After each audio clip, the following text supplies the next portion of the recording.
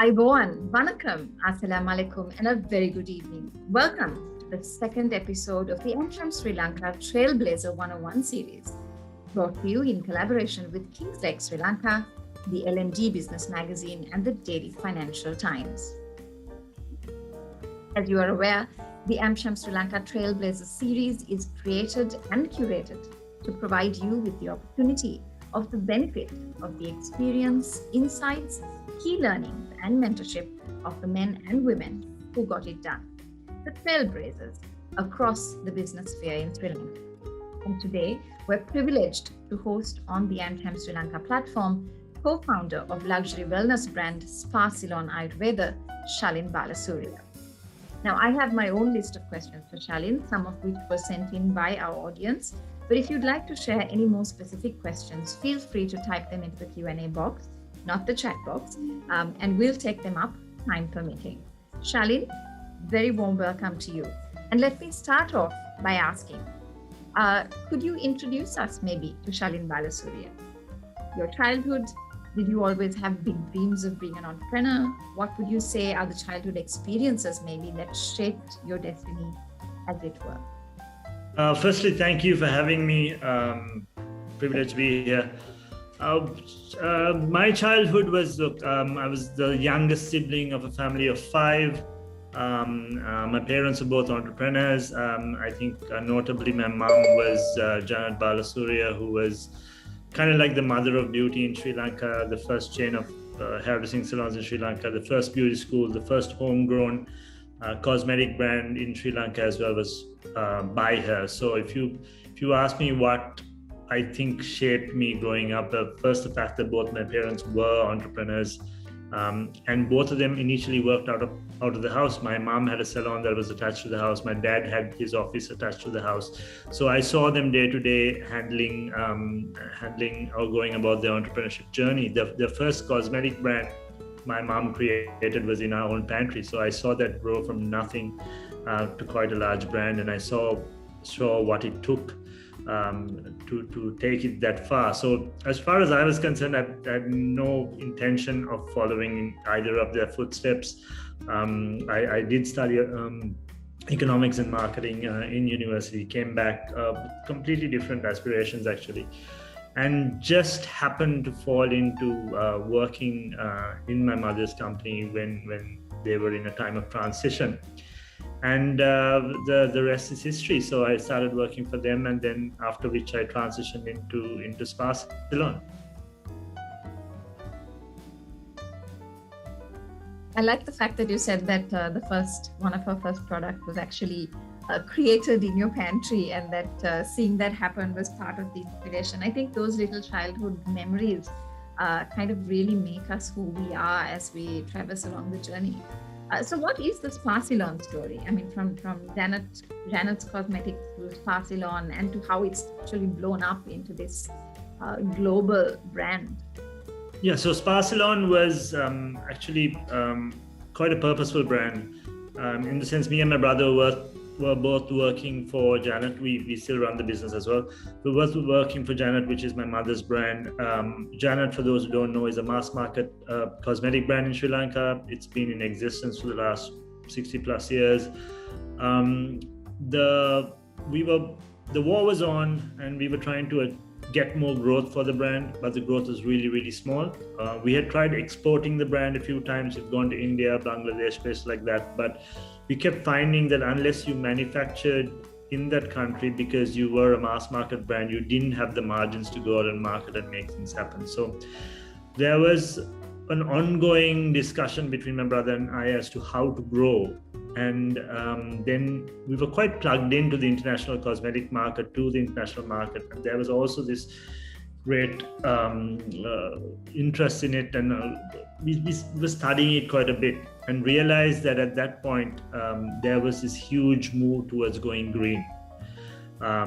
So we looked back into Sri Lanka and saw this amazing resource in Ayurveda, and a resource pretty much untapped because it was looked at as an alternate medicine, but to take it to the luxury level, to take it to that experiential level that we wanted to take. It hadn't been done yet. So seeing the international market and what they were demanding and what they needed, and looking back at the resources we had, we figured that if we positioned Ayurveda well enough, if we wrapped the authentic story around it that had the legs to speak to an international audience, that it would be successful. For Spa Ceylon is very consciously created to be an export brand. And in the last 10 years, thankfully, it's done pretty well. We are in over 26 countries now, over 106 locations. We've been opening locations through this pandemic as well. It slowed us down a little bit, but we're still pushing forward. So it's been a good run, and a great way to get these amazing resources that come from our country out to the world. So, Shalin, would you say that in that sense, it was not a case of reinventing the wheel? It's more a case of actually looking at what USPs and kind of value propositions you have available and using them to maximum advantage? Absolutely. I mean, sometimes there's a misconception that we relaunch the Janet brand or we extend the Janet brand or so on. The Janet brand is still very much in existence. It's available across 6,000 plus stores in Sri Lanka. We do sell in the Maldives, in Singapore, in Malaysia as well, but it's a whole different segment, a whole different market, a whole different way of marketing, whole different bag of products and all that. So Spa Ceylon was a separate entity of itself that was created very, very specifically and very, very scientifically, looking at international demand, looking at what we had and bridging how we could do what we do better than anyone else. So that will always be what drives the brand forward. Absolutely. Shalin, would you say, something that's said quite often, that ideas are dime a dozen, which is true. But what would you say are maybe, let's say, the three most important factors in turning an idea into a successful product or service? See, the thing I always say about ideas is, firstly, the big one is you can have the best idea or even build the best product ever, but does it mean something to anyone else? Okay. Is it going to have an impact on someone else's life and a large number of people? So that's what you first need to assess. If you have this amazing idea, okay, you might personally like it, you might personally think it's great, but is this going to be meaningful to someone else? And that is what you need to get it off the ground. Next is, how do you execute this idea consistently, and how do you execute this idea better than anyone else? That is going to be your competitive advantage, right? The next one is, how do you tell people about it? How do people get to know about this idea of yours, right? So from conception to then the marketing side of it, because if you don't have all three of these factors, it's not going to work. I work with, I talk to startups all the time. I work with startups as well. I'm part of the Startup Council of Sri Lanka that's just been launched as well. So we do meet a lot of startups, and young people today, I think the fact that they're so plugged in via the internet, of course, are full of ideas. Everyone wants to be an entrepreneur. But one key thing is, okay, how do you take that idea and make it meaningful to other people? So you need to get out of yourself and think from the customer backwards, which is very, very important. Right. So, if you were to put this into a nutshell, today's Spa Ceylon is recognized as one of Sri Lanka's biggest success stories. You are recognized as an absolute trailblazer in the space, as is your brother Shivanta as well. What would you actually say in a nutshell is the secret to this success? And how would you kind of package it to transfer it on to the next generation? How would you put it into a nutshell for the next generation? See, two things, right? I think it really hasn't changed ever. If you go back in time, or even if you keep going forward in time, it doesn't change. I think you need a deep understanding of yourself and what resources are available to you and how to leverage it, and a deep understanding of your consumer. And here's the difference. The consumer side of things, you don't have control over. You can only track and really continue learning as the consumer's lifestyle change. Your side of it, you do have some control. You can change your resources, you can develop your resources, you can add manpower and so on. But there are also other resources like where you're placed, what cultural aspects you have, what geographic aspects you have that can help your business. See, if you take direct to consumer kind of brands, a lot of the time people will say, Dilmar will say Spa Ceylon as success stories that have gone international. But if you see what the two brands have done, they have taken things that are very unique to where they come from, which is Sri Lanka, and really made those attributes shine when they go to the foreign markets. They've taken those amazing stories that come from this island and told those stories in a way that it resonates with that audience. Now, that is where the key is, especially coming from a place like Sri Lanka. Now, if you look at Spa Ceylon, we reek of this country. The ingredients are Sri Lankan. The packaging is the way when you look at it is Sri Lankan. The aromas, the cultural aspects, all that are brought into. When we open a store in Europe, in one of the malls, or we just open one in South Africa, you'll see in a European mall, you'll see the cosmetic shops on a certain floor, and as you walk through, everything's white, beige, very clean cut, all that, and suddenly you come across Spa Ceylon and bam, it's a riot of color, so much fragrance, vibrancy that really makes the brand stand out. And every aspect of what makes us stand out has come from this country. A lot of the times there are people who are trying to make international brands out of Sri Lanka and then make the mistake of making them, you want to export Europe, so you make it look European. Who wants to have something European made in Sri Lanka? There's enough of that there. Take what we have and see how we can relate it to that consumer, because that's where you're going to stand out.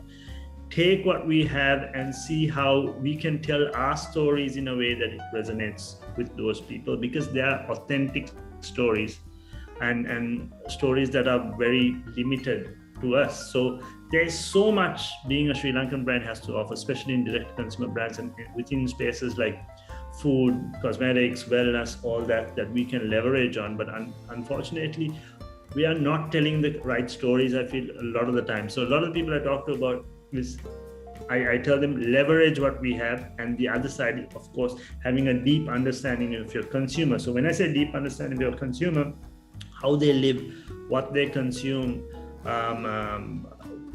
what their lifestyles, how their lifestyles have changed. Now, even in a pandemic situation, the brands that understood how their consumers' lifestyle changed during this period are the brands that are going to thrive, because they're going to do really well in this next couple of years. And then when they come out of the pandemic, really shoot beyond as well, because you keep an idea, you know your consumer, and you're evolving with your consumer to fulfill your consumer's needs, but understanding your resources and relating that to them. I hope that was clear. No, absolutely. And I mean, not only clear, but I mean, it resonates so much in terms of what you said about the local flavor in all your branding, in your colors, in your fragrances, that really resonate with your consumer out there. I mean, that's in addition to, of course, the product itself, which is made with the consumer in mind. Shalin, if I were to switch over to talking about in terms of your organization, what would you say in terms of the organization you would call are your successes? In terms of the organization, we've also taken a very similar philosophy to our Ayurveda philosophy. So Ayurveda believes in balance. So the whole concept of Ayurveda is that if you're in balance internally, and if you're in balance with the outside world, you're at your perfect point.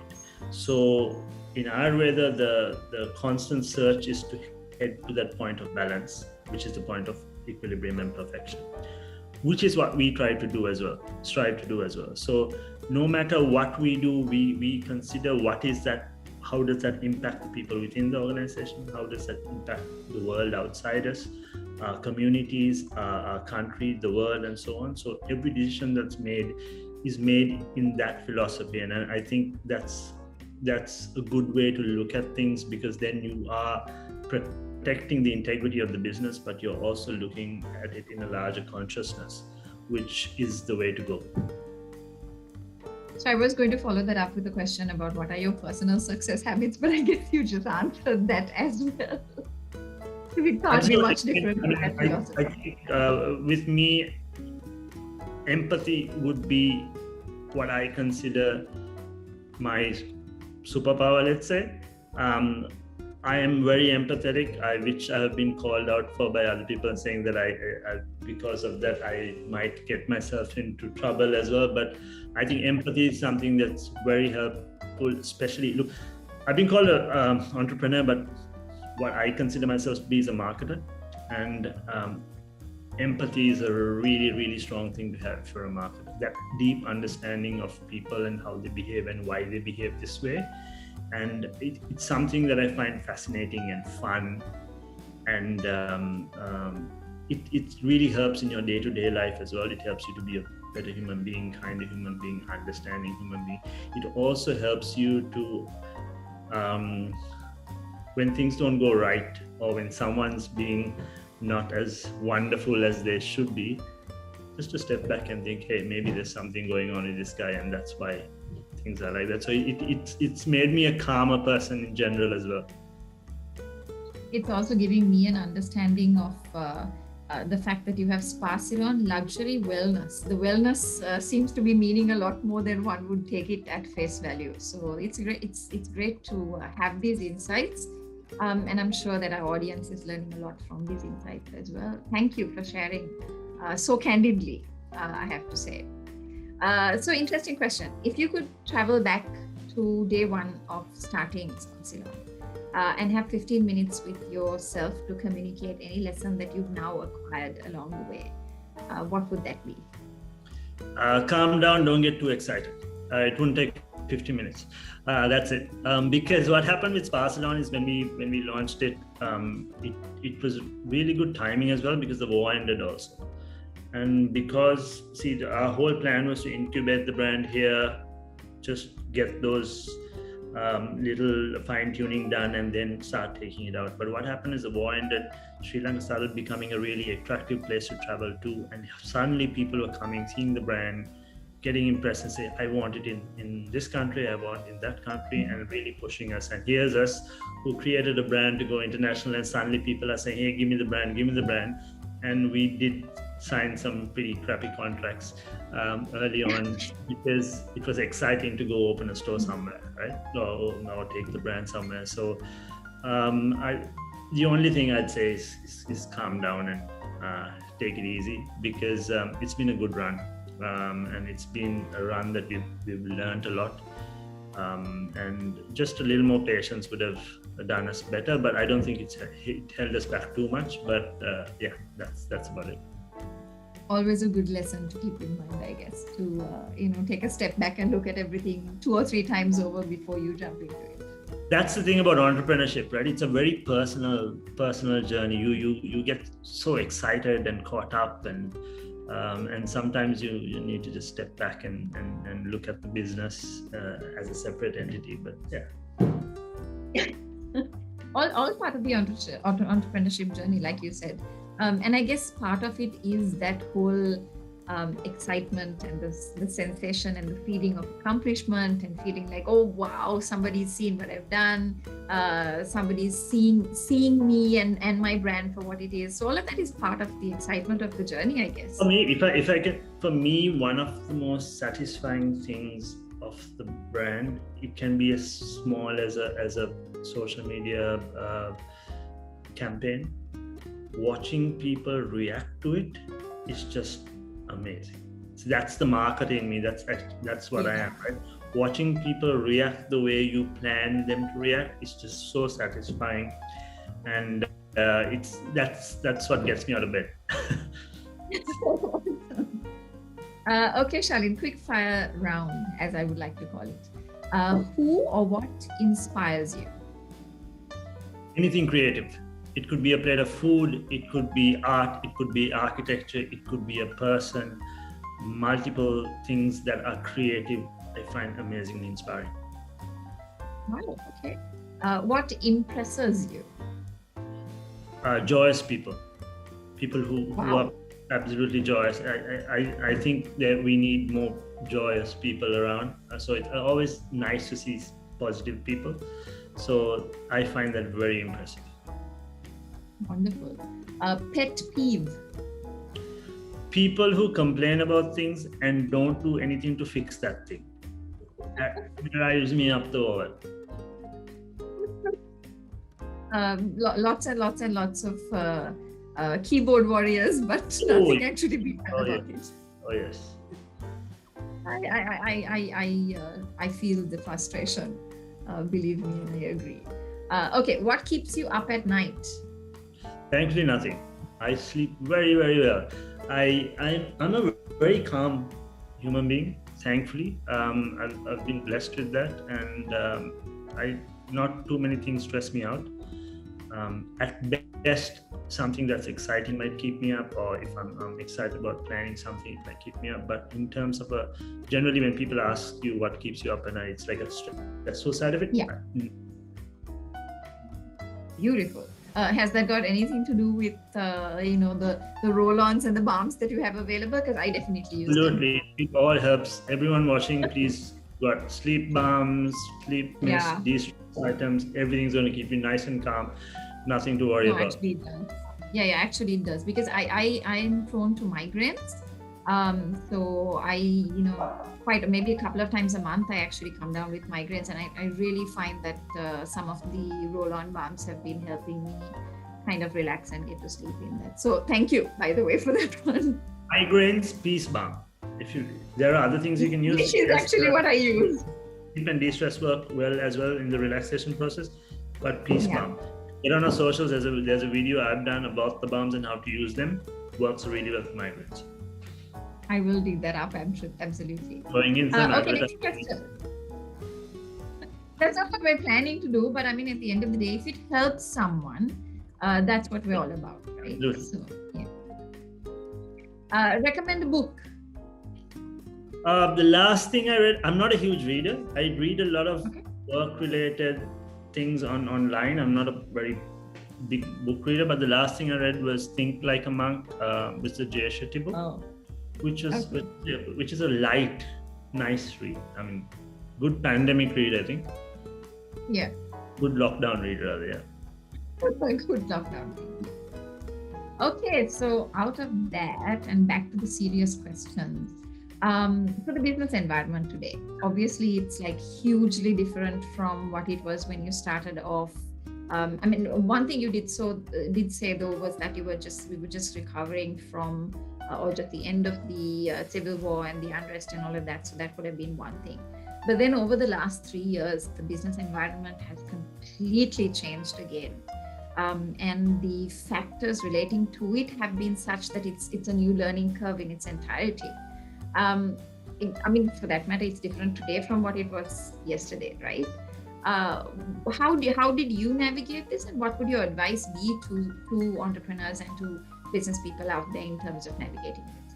I think it again goes back to what I said earlier. It doesn't change. A deep understanding of the resources you have in hand and a deep understanding of your consumer. So in this situation, the consumer lifestyle changed so tremendously in the last 1.5 to 2 years, 1.5 years really. The way they shopped, the way they ate, the way they ordered, the way they lived their life, everything changed. So then you need to start looking at your resources. Okay, now how do I relate to them? And if your brand is agile enough to look at the consumer, learn from their behavior, and then start transforming to handle them better or still be meaningful to them, then you're going to succeed. At the end of the day, no matter what you do, it's about whether you're making a meaningful. It's about, I tell my team this all the time, it's about how you make them feel. You know how this is saying, it's not what you do for people, it's how you make them feel. That is what you need to do, especially as a direct-to-consumer brand. It's about how your brand makes them feel. So if you can still relate to them, and now what we do is we make people feel relaxed, pampered, luxurious, de-stressed, all that. So Now suddenly all the ways we do that through our spas, through our stores, through our interactions were taken away from us. We had to start looking at, okay, how can we still be meaningful to our consumers under these circumstances? So it was understanding their lives and seeing how we could still remain meaningful. So we use several ways. I guess we don't have time to get into that. But again, the big picture is a continuous learning into understanding the state of your consumer and keep looking at your state and still keep relating to them in a meaningful way. A lot of the times what could happen is you get too emotionally attached to processes, to how you do things. Oh no, that's not how we do it. Our company does it like this. We do this. No, he has to sign off on it. So you tend to be less agile. And I think the companies that were less agile during this period really suffered, because you really had to pivot and you had to keep changing regularly, because you couldn't plan more than 2 weeks. Even now we're planning 2 weeks at a time. And thankfully we were agile enough to be able to do that. Thankfully the teams came together. We moved around staff. We had people in design answering customer service calls. So everyone came together and really contributed, and we continued that connection with our consumer even in a time we were distanced with space. So that's basically it. How do you remain meaningful to your client or to your consumer? And that only comes from a deep understanding of their state and your resources. So be agile. Right. So, Shalin, you're a huge operation, right? At the end of the day, you've got so many locations across the world. There's production, there's packaging, there's supply chain management, there's all of this, from warehouses to staff to everything that has to happen. A lot of companies, like you say, one of the core maybe changes that took place was in terms of agility. Was also maybe digitization and digitalization, or the use of technology, AI even in certain instances. What role did technology play for you in the past 16 to 18 months? And how have you kind of, in terms of operationalization and management of your supply chain and production facilities, what do you have to share in terms of that? So in terms of our production happens 100% in Sri Lanka. In terms of our supply chain, about a little over 80% of all supplies are in Sri Lanka as well, with a little bit coming from outside. So in terms of supply chain management, it wasn't a huge problem. In terms of manufacturing also, it wasn't a huge problem once we got a situation where we could get our staff in and out and so on and so forth. The harder part was in the design, in the R&D, in the marketing, and all those sections where you need teams to meet and exchange ideas and develop things. You need to touch boxes, you need to feel bottles, you need to feel textures, you need to smell things, all those things, which is a little difficult. But thankfully, from a marketing and planning and that side of things, getting on Zoom calls and connectivity really helped. So we really embraced technology there, and the working from home has actually got very comfortable. We're working really well. In terms of the times that we really need to get the sensory connection to the process, we're managing that as well. Good courier services, getting product out there, and so on. So we've embraced technology in that sense, but in a large way we've embraced technology across the world in our operations, in the way we connected with our consumers. So yes, we had online stores, yes, we were on social media and so on, but it went to a whole new level in terms of how we interacted. Now in certain countries like Sri Lanka, there was a lot of bridging we had to do to get people used to shopping online, because even at the most higher end, people were not used to getting online and buying their stuff. They'll probably send someone to pick it up for them and so on. So we did a lot of things where you could call in an order, and we had like a concierge service, we had curbside pickup, we had different different groups, whether it's WhatsApp or social media or different ways for people to connect. So we made every possible way that people could connect with the brand open up. And we reallocated staff, we brought in new people, all that, and got all those avenues open so that connection with the consumers continued. And that is where the success is, that we were still managed to maintain that. So yes, a lot of technology. I think in terms of new technology, what we embrace is the technology that came from working from home, that allows us to work under any condition now, really, as long as our internet providers are nice to us. You said, I told you not many things stress me out, but recently the internet providers are stressing me out. Okay. They've been kind to us today. No, I agree. I completely agree. Shalin, I was actually going to continue on serious questions, but not that it's not serious, but I have a question coming in from the audience. And this is something that I agree with as well, because it's something that I face quite regularly. Now, when you're talking about spa products or personal care products, right? Whether it be a shampoo or a lotion or a balm or the soaps or the various products that you have available. When you say sensory, it goes one level deeper, because as a consumer, you want to be sure that this product is going to work for you. You like the packaging, you like the sound of the name, but you don't like the smell when you actually open the container. How do you get past that challenge when you don't have the opportunity for consumers to come and pick up a jar and look at it and smell it and all of that anymore? How do you get past that challenge? See, it's this, you tell your story the best you can. Okay, so in terms of consumers that were already had a Spa Ceylon experience, they know what they can expect, right? For instance, if you've been having ice cream X, they launch a new flavor, you don't have to taste it, you can pretty much imagine what that ice cream is. So like that. But in terms of the new consumers, it's about how you tell your story. So how you tell your story is, in a normal world, we'd like to engage people in our story in a multi-sensory way, right? So when you walk in a store, I can tell you what the wattage of the light bulb is, I can tell you what the fragrance is, the music that's playing is Spa Ceylon, the colors, the designs, everything is Spa Ceylon. It's a multi-sensory engagement. Now we need to give as much of that on an online platform, right? So one is the way we photograph the products, how you are laying it out, what does it make people feel? So this is a conversation I have with the team, or when they show me artwork and say, okay, what is that going to make people feel, right? So can you portray something that's calming? Can you portray something that's invigorating? Can you portray something that's that smells divine through a photograph? And the answer is you can, if you get it right.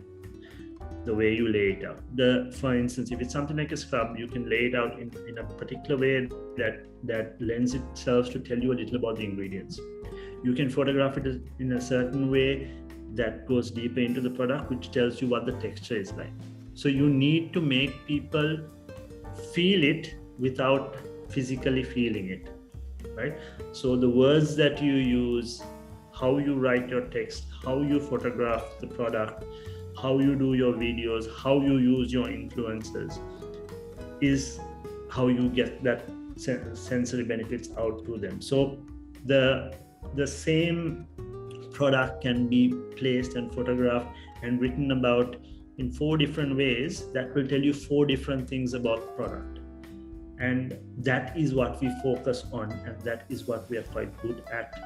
And that is what I'm spending most of my days doing right now as well. So talking to our team about, okay, how is that going to make someone feel? I guess another takeaway from what you just said is that if your business ethos is such that you build on these particular lessons all along, how, end of the day, how do you make your consumer feel? If that's what your foundation is all along, then a situation like now, like a pandemic or any other reason where you're challenged, it's just a case of maybe making tweaks. But look, it's been the same formula since the beginning of time. If anyone wanted to sell a rock to the next guy, he had to make him feel something for that rock, right? So it's the same thing. The only thing that's changed is the mode. Maybe, okay, initially we were doing it in black and white newspapers, color newspapers, radio, to TV, to cable TV, to now online, now to social media. The mode has changed, but essentially you're tapping into the same human beings. Human emotion hasn't changed much at all, right? So how are you going to go out and create that connect with human emotion? Is what it is. So nothing has changed there, just the tools we use that have changed. Right, brilliant.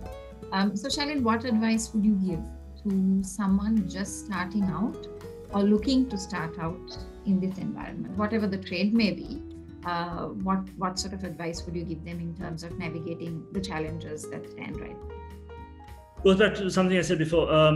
Get that idea, see if that idea makes an impact on someone else's life. That is your first test.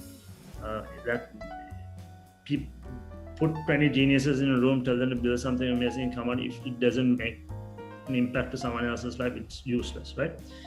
So that. Then can you execute that idea consistently better than anyone else is something you need to ask yourself. So either you do it better than anyone else, or you do it cheaper than everyone else and you sell on price, or ideally you should do better than anyone else so that you get to lead the charge. And then can you communicate it well enough? Now, if you can do two of these things well, for the third one, you can get good people and put it together, right? So in the whole, those three things are there, but again, with the people you surround yourself with are very, very important as well. So build great teams, invest in people, invest in that human aspect that's going to make it great, and have a deep understanding of your consumer. That is the absolute key. Not just what they buy, what they buy, where they buy, how they live, what makes them laugh, what makes them cry, what makes them happy. All those things play a part in how you can tell your story, right? And that information, doesn't matter where you're marketing, where you're selling, what you're selling, is very, very important. So focus on those things, and continuous learning is a big thing. If you hadn't learned it till now, you learned it this last 1.5 years. What you knew before the pandemic, if you're selling something, became pretty much useless because everything changed. So if you are not learning and if you are not evolving, then you got stuck. And remember, there's going to be this post-pandemic era. We are expecting a boom. I think it will come, but when it comes, figure out how you're going to do things better to really capture a bigger piece of the pie than the others, and that's where success will come from. It's a really good time to have great ideas, because pre-boom is a great time for great ideas. So all you guys out there with great ideas, get ready and start tweaking it, and wish everyone utmost success. Beautiful. So I mean, I'm going to ask you the question, what's next for Spa Ceylon? But this comes in the context of Spa Ceylon is still going out there and still kicking it out of the park. And you I think in the last month, if I'm not mistaken, I saw you've opened 2 new locations overseas. You mentioned South Africa and I think China as well, if I'm not mistaken. Or going to open last 2 months, we opened Hong Kong and South Africa. We also during the pandemic, we also opened London. We opened 2 in Portugal. So yeah, we've been trotting along. In terms of what the future is, the immediate future, there's a lot of growth happening in Europe. We're also looking at expanding in the Middle East. This will happen along with what we're doing in Asia, and possibly early 2024 we're looking at the US. Now that's a big market. Well, I'm talking to the right people here. It's a big market we've been holding back on for a while, and we see a lot of potential for the brand there. We've been holding back to get, well, it's been a distance thing as well. We've been holding back and getting the rest of the world in order, but I think 2024 will be a good time to get out there and make things happen. There's also lots of positives that are coming out for brands like ours in a post-pandemic era. I think people have reawoken to wellness. People have reawoken to the need of natural alternatives. People also have been reawoken to what South Asia has to offer, because our food, our culture, our Ayurveda, all that has so much potential, and if again leveraged well enough, can be quite lucrative in terms of brands. So we're quite excited about that, and looking forward to a lot of growth in the next few years. That's wonderful. Thank you for sharing with us, Shalin. And I must say both a thank you, but also a big congratulations for everything that you guys have achieved in terms of a brand, in terms of brand loyalty, and also just the message that you get out there about Sri Lanka, about its vibrancy, its beauty, its culture, its its benefits, its Ayurveda, all of it. Thank you on behalf of all of us Sri Lankans. I have to say that as well. Thank you very much. It's an honor to share thoughts with you guys. It was our absolute pleasure to host you. So to all our participants on Zoom, and of course our viewers on YouTube and Facebook, thank you for your participation and your questions as well. A reminder as always to like the video, subscribe, and click the alert button on our YouTube video, because those are the things that will continue to assist us to bring AmCham's diverse and immediately impactful online resources to you free of charge as we continue. As we conclude, a reminder from Shalin and his team, I'm sure, the AmCham team and myself, let's keep our physical distance, masks on, hands sanitized, immunity boosted, fingers crossed, and stay safe. Stay safe, everyone. Good night and God bless.